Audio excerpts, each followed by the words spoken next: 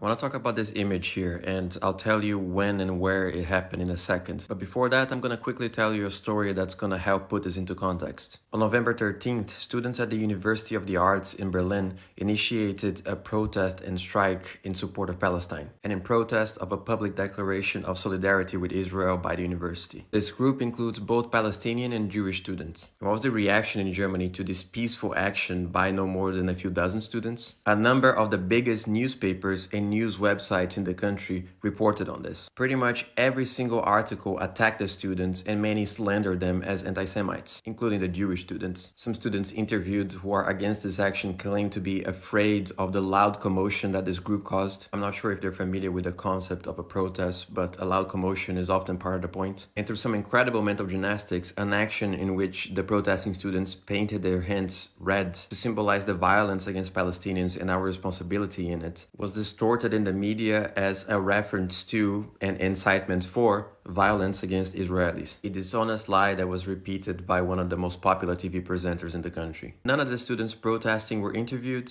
In subsequent actions, they were afraid to even show their faces, including the Jewish students. Back to this image now. This is what students at a high school in Munich found written next to the entrance to their school on the 12th of December. How many of those same major newspapers reported on this? 0. How many statements by major politicians condemning this as unacceptable? 0. Welcome to Germany, where a few students staging a peaceful action for peace get treated like a terror cell, and an explicit public call for the extermination of millions of people is not worth talking about.